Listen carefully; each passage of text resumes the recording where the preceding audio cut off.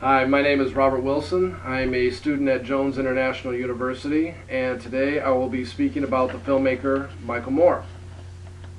Michael Moore is a controversial filmmaker that has stirred the emotions of its audience and raised the eyebrows of top executives, prominent politicians, and our own government. In the early 90s, Michael Moore released the film Roger and Me.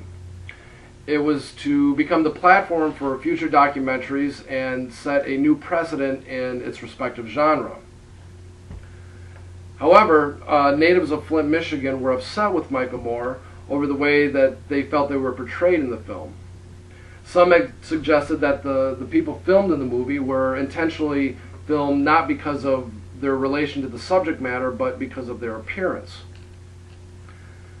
People questioned Michael Moore's true motives for making such films. They thought he was profiting off the misery of others, and that he was just as bad as the crooked politicians and executives he sought to expose. What some may not be aware of, though, is that a percentage of the proceeds from his movies are donated back to the city and to the people that he's filming.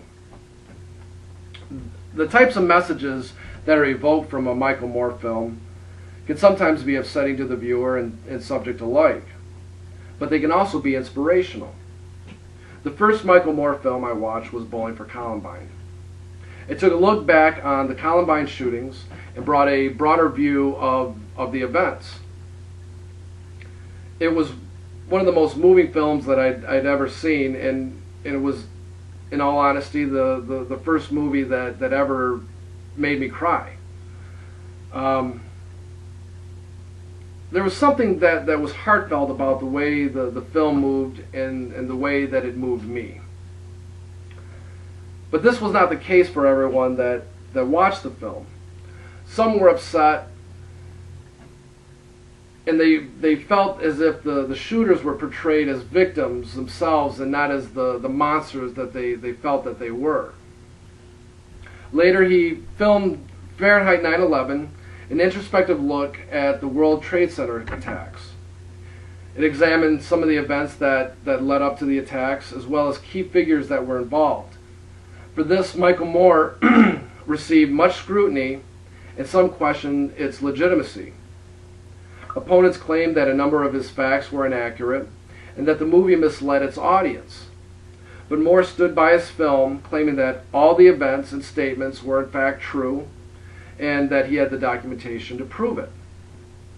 The beauty of a Michael Moore film is the culpability that he places on the responsible parties. In Fahrenheit 9/11, he focuses his attack on the Bush administration and their agenda on terrorism.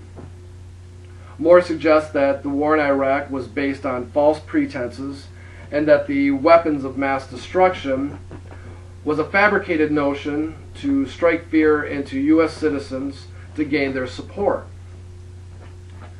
He also investigates President Bush's affiliation with the Saudis and with Osama bin Laden himself, and how he ignored warning signs that indicated an imminent attack on the U.S. But these are just examples of what the movie really encompassed. From Roger and Me to his most recent film, Capitalism, A Love Story, Michael Moore has ruffled his fair share of feathers.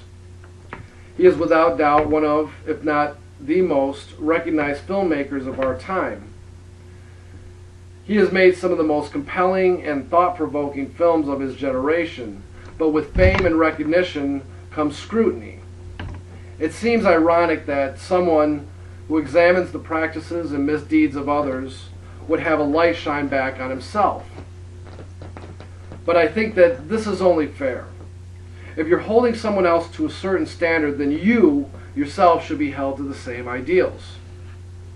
Although Michael Moore has received much backlash for his controversial films, the message that is trying to be conveyed is always one of hope. Hope that by making these sorts of films that someone will take notice and bring about change.